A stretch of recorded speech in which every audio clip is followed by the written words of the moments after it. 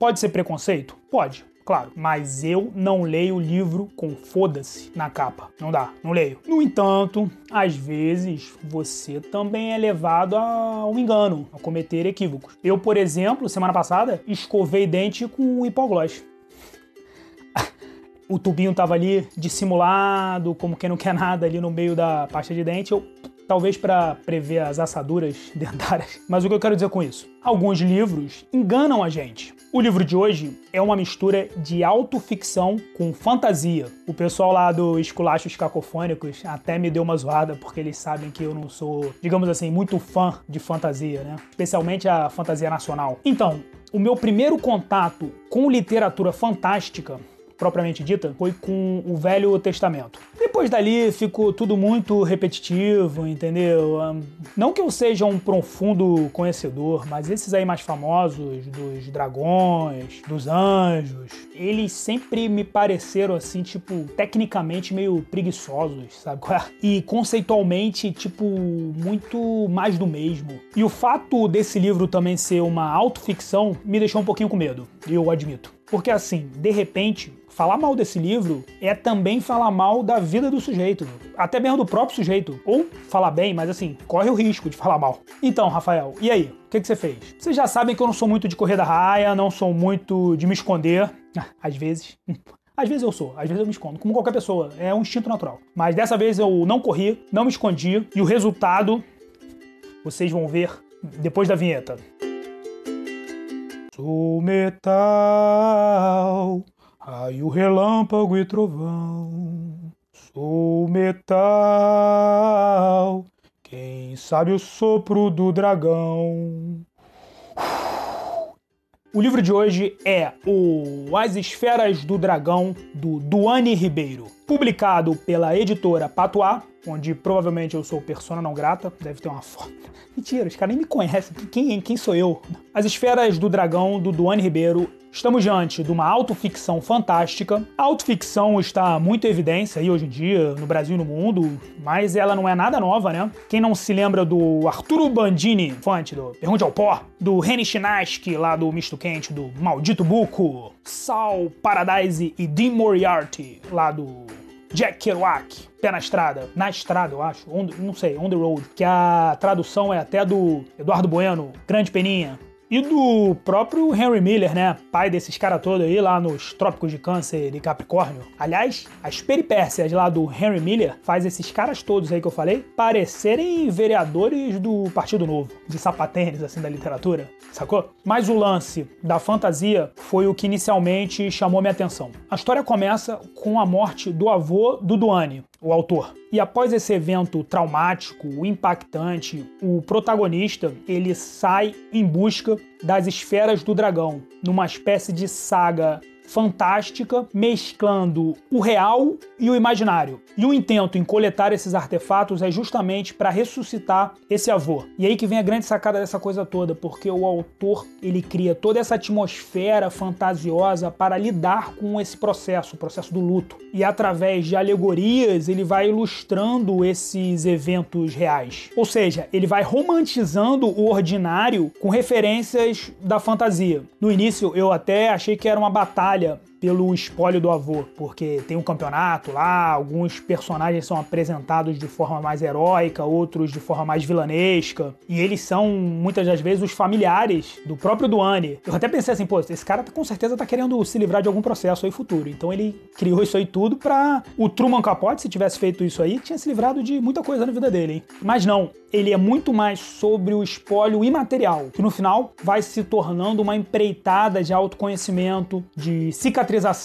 de aceitação, mesclando sempre reminiscências com alguns episódios mais explícitos, que você consegue identificar mais facilmente. Olha, eu sou uma negação com Dragon Ball Z, Cavaleiro Zodíaco, Naruto, lance de RPG, cartinha de Magic, eu nunca joguei, mas isso não foi qualquer empecilho para a compreensão do todo, sacou?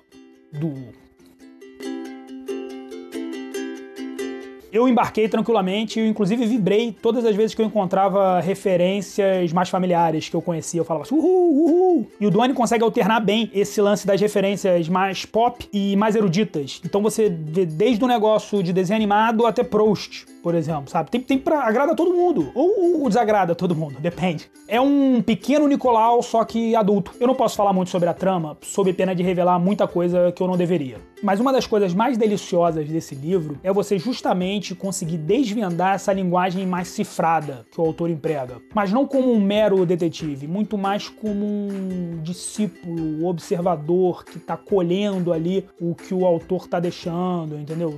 O que os jovens chamam de easter eggs. E aí no final você vai encontrando mesmo são similaridades de comportamento, identificação, conexões com o personagem, né? Você vê um pouco de você ali. E justamente essa linguagem, ao menos pra mim, que é magnética, às vezes ela até se sobrepõe à história. Eu li esse livro em 2 dias e eu tive muita dificuldade em saber onde parar pra continuar depois, sabe? Porque os capítulos são pequenos e você vai indo, mas eventualmente você tem que fazer outras coisas, né? Dormir, trabalhar, comer, montar um plano para dominar o mundo. E assim, cada frase diz 1, 2, 3 coisas, não existe palavra dando bobeira, moscando ali, distraída. Tudo parece engenhosamente bem pensado, como se fosse uma maquete cheia de relógios que funcionam. E assim, as coisas mudam rápido aqui, assim. Já entrando na parte técnica, o que para mim é o grande trunfo desse livro, pode ser para outros leitores um calcanhar de Aquiles. Por que eu tô falando isso? Porque eu me identifico muito com esse estilo. E eu gosto também, às vezes, de escrever assim. E eu levo muito porrada nos meus textos por causa disso. Há uma tendência em exagerar, em querer aproveitar tudo, tentar explodir a cabeça do leitor em cada vírgula. Como se o mundo fosse acabar e estivéssemos diante da última folha de papel A4 do universo. Sabe aquele caderno escrito todos os lados, cabeça para baixo, na pontinha, embaixo, cheio de setinha? Então, é quase isso. É quase que como uma vontade de ir além toda a sentença. Eu consigo perceber algo similar em alguns autores. Por exemplo, a Paula Olocharak, que é meu crush literário, aquela argentina fantástica, ela faz um pouco disso nos Teorias Selvagens. O Léo Marona, também, autor carioca, poeta de primeira, faz no Cossacos Gentis. E a própria Marisha Pessl, ela tem uma coisa assim também no Tópicos Especiais em Física das Calamidades, que também é divertidíssimo, mas também muita coisa, né? E falando nisso, nas referências, é engraçado que em alguns momentos onde o livro fica um pouco mais romântico, uma pegada mais, assim, emocional, me lembrou também o Norwegian Wood, do Murakami, pelo lance das músicas, do violão. Não sei, me lembrou. Mas isso é bom, né? Pô, Murakami, craque. Mas não é uma leitura simples, não é uma leitura fácil. O próprio autor, ele brinca lá num capítulo com o leitor modelo e com esse lance da linguagem dele, das pessoas talvez não entenderem tudo, mas eu gostei. E agora a hora que vocês gostam, né? Aquele patrocínio do Esculachos Cacofônicos. O meu porém hoje vai para a contracapa desse livro. O texto escolhido, cara, não faz jus. Ele é hermético e enigmático demais para quem ainda não está envolvido com o texto, para quem ainda não conhece a história, para quem ainda não embarcou nessa atmosfera. Ou seja, ele acaba afastando ao invés de instigar. E tá longe de ser o melhor que o autor escreveu aqui. Momento sério. É quase como um crime de lesa livro, lesa literatura. Olha, você que está vendo o vídeo, eu desafio você a ir lá, ler essa contracapa, depois ler o livro, voltar aqui e me dizer se eu não tenho inteira ou completa razão. Mas assim, tirando isso, cara, é um livro de primeira, um dos melhores que eu li aí nos últimos tempos, que mais me exigiram, certamente, mas que mais me recompensou. Foram, sei lá, pequenos nirvanas da leitura, sabe? Você vai... E, cara, nem sei se eu acertei tudo, provavelmente não, mas assim, isso também é muito bacana, você dar o seu entendimento para aqueles eventos ali. Então esse foi As Esferas do Dragão, do Duane Ribeiro. Pode ir, vai sem medo, meu amigo, não faça como eu, um idiota que fica julgando tudo sem ter a dimensão das coisas, sem ter o menor dos cuidados, entendeu? Que você pode, mas também faça isso e se encante. Bom, e para terminar, depois de vocês... Eu nem vou falar hoje, eu não vou falar, esquece. Hoje eu vou deixar uma proposta aí, eu quero ouvir vocês, o que vocês acham, que é o seguinte, é fazer pequenas lives no Instagram para que o autor possa meio que dar a perspectiva dele sobre o livro, não ficar só a minha, sabe? Ele vai poder defender a obra ou concordar, sabe? Bater um bate-papo assim, mas que eu daria muito mais voz ao autor, para que não fique um negócio meio só a minha opinião, um negócio meio lava-jato, sabe? Que tipo, só um lado contra. Diga o que vocês acham e aproveitem, inscrevam-se lá no Esculachos Cacofônicos. Boa noite.